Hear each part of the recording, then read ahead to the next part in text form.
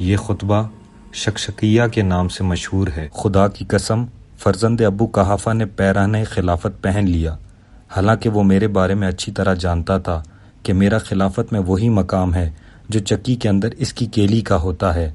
میں وہ کوہ بلند ہوں جس پر سے سیلاب کا پانی گزر کر نیچے گر جاتا ہے اور مجھ تک پرندہ پر نہیں مار سکتا۔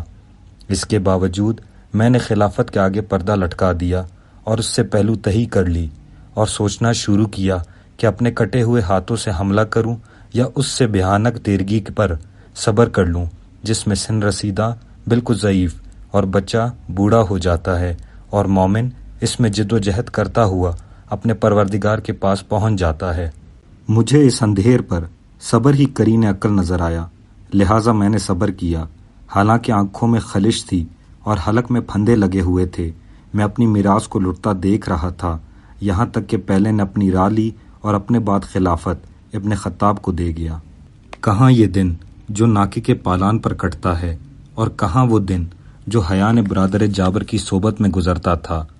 تعجب ہے کہ وہ زندگی میں تو خلافت سے سبکدوش ہونا چاہتا تھا، لیکن اپنے مرنے کے بعد اس کی بنیاد دوسرے کے لیے استوار کرتا گیا۔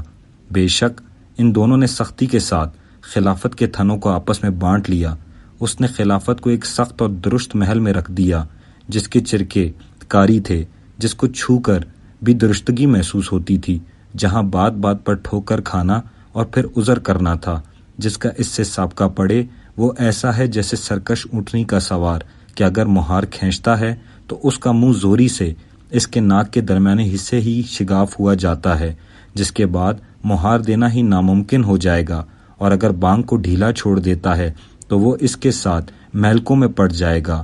اس کی وجہ سے بقائے عیس کی قسم لوگ کجروی سرکشی، متلون مزاجی اور بے راروی میں مبتلا ہو گئے۔ میں نے اس طویل مدت اور شدید مصیبت پر صبر کیا، یہاں تک کہ دوسرا بھی اپنی راہ لگا اور خلافت کو ایک جماعت میں محدود کر گیا، اور مجھے بھی اس جماعت کا ایک فرد خیال کیا۔ اے اللہ، مجھے شورا سے کیا لگاؤ ان میں کہ سب سے پہلے کے مقابلے ہی میں میرا استحقاق و فضیلت میں کب شک تھا، جو اب ان لوگوں میں بھی میں شامل کر لیا گیا ہوں۔ مگر میں نے یہ طریقہ اختیار کیا تھا کہ جب وہ زمین کے نزدیک ہو کر پرواز کرنے لگیں تو میں بھی ایسا ہی کرنے لگوں، اور جب وہ اونچا ہو کر اڑنے لگیں تو میں بھی اسی طرح پرواز کروں، یعنی حتی الامکان کسی نہ کسی صورت سے نبھا کرتا رہوں۔ ان میں سے ایک شخص تو کینہ و عناد کی وجہ سے مجھ سے منحرف ہو گیا، اور دوسرا دامادی اور بعض نہ گفتہ بے باتوں کی وجہ سے ادھر جھک گیا، یہاں تک کہ اس قوم کا تیسرا شخص پیٹ پھلائے سرگین اور چارے کے درمیان کھڑا ہوا، اور اس کے ساتھ اس کے بھائی بند اٹھ کھڑے ہوئے جو اللہ کے مال کو اس طرح نگلتے تھے جس طرح اونٹ فصل ربا کا چارہ چرتا ہے، یہاں تک کہ وہ وقت آ گیا جب اس کی بھٹی ہوئی رسی کے بل کھل گئے اور اس کی بدعمالیوں نے اس کا کام تمام کر دیا، اور شکم پوری نے اسے منہ کے بل گرا دیا۔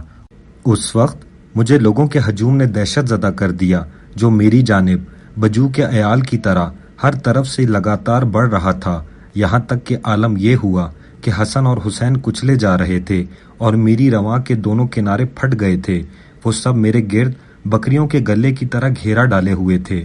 مگر اس کے باوجود جب میں امر خلافت کو لے کر اٹھا تو ایک گروہ نے بیعت توڑ ڈالی اور دوسرا دین سے نکل گیا، اور تیسرے گروہ نے فسق اختیار کیا۔ گویا انہوں نے اللہ کا یہ ارشاد سنا ہی نہ تھا کہ یہ آخرت کا گھر ہم نے ان لوگوں کے لیے قرار دیا ہے جو دنیا میں نہ بے جائے بلندی چاہتے ہیں نہ فساد پھیلاتے ہیں، اور اچھا انجام پرہیزگاروں کے لیے ہے۔ ہاں ہاں، خدا کی قسم، ان لوگوں نے اس آیت کو سنا تھا اور یاد کیا تھا، لیکن ان کی نگاہوں میں دنیا کا جمال کھپ گیا اور اس کی سجدج نے انہیں لبھا دیا۔ دیکھو اس ذات کی قسم جس نے دانے کو شگافتہ کیا اور ذی شعور چیزیں پیدا کی، اگر بیعت کرنے والوں کی موجودگی اور مدد کرنے والوں کے وجود سے مجھ پر حجت تمام نہ ہو گئی ہوتی، اور وہ عہد نہ ہوتا جو اللہ نے علماء سے لے رکھا ہے کہ وہ ظالم کی شکم پوری اور مظلوم کی گر سنگی پر سکون و قرار سے نہ بیٹھیں، تو میں خلافت کی بھاگ دوڑ اسی کے کندھے پر ڈال دیتا اور اس کے آخری کو اسی پیالے سے سیراب کرتا جس پیالے سے اس کو اول سیراب کیا تھا، اور تم اپنی دنیا کو میری نظروں میں بکری کی چھینک سے بھی زیادہ ناقابل ایتنا پاتے۔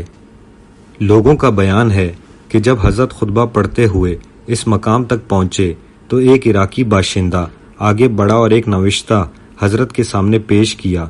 آپ اسے دیکھنے لگے۔ جب فارغ ہوئے تو ابن عباس نے کہا، یا امیر المومنین علیہ السلام، آپ نے جہاں سے خطبہ چھوڑا تھا وہیں سے اس کا سلسلہ آگے بڑھائیں۔ حضرت نے فرمایا کہ اے ابن عباس، یہ تو شکشکیہ تھا جو ابھر کر دب گیا۔ ابن عباس کہتے تھے کہ مجھے کسی کلام کے متعلق اتنا افسوس نہیں ہوا جتنا اس کلام کے متعلق اس بنا پر ہوا کہ حضرت وہاں تک نہ پہنچا سکے جہاں تک وہ پہنچانا چاہتے تھے۔